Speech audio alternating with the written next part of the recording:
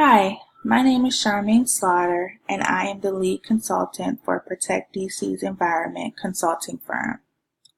I would like to provide a short presentation on the South Capitol Street project discussing the importance of keeping the community aware and safe through the duration of this project. It's very important to inform the residents when construction will be taking place. Residents should be notified well in advance to plan for any disruptions or changes in daily routine, including changes to traffic patterns. To start, you can let the public know if there will be any interruptions in local facilities and resources, and if so, provide alternatives in other locations where such resources and facilities can be used in the interim. Place road signs nearby informing residents of changing traffic patterns. So how do we notify the public of these changes?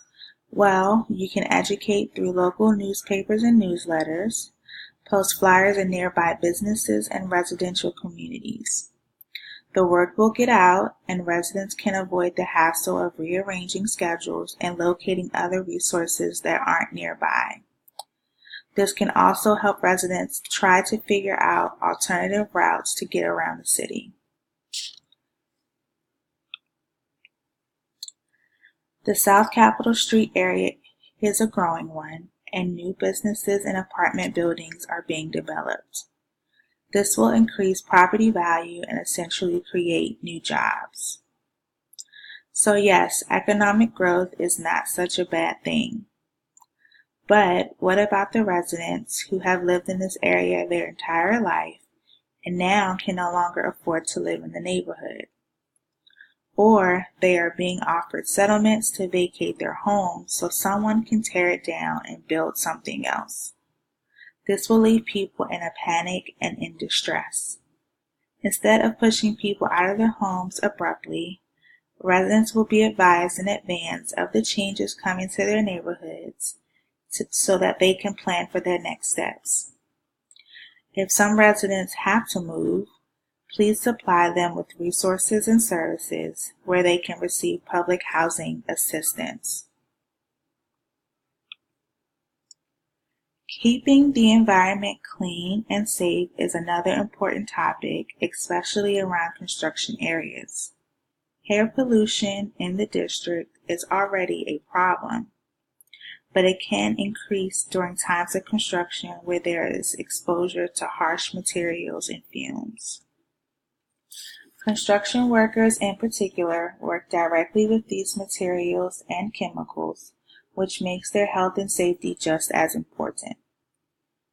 Workers can be exposed to petroleum contamination in the soil and groundwater, asbestos-containing material, toxic metals, and polychlorinated biphenyls, or PCBs. Construction workers should have personal protective equipment on at all times. Unfortunately, residents won't be equipped with such protection, and it will be challenging to control for pollutants and particles released in the air during construction. However, there are some ways we can help residents avoid such exposure. Construction companies will position signs near and around work zones, warning residents of the harsh materials. This will limit the number of residents traveling to these areas during construction hours. On the other hand, residents will have to worry about the loud noises while work is in progress.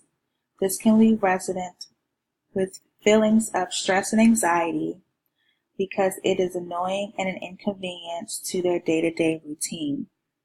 To avoid noises and disruptions from construction, work should be completed during daytime working hours where residents are at school or work. Construction workers should use silencers and mufflers on their equipment.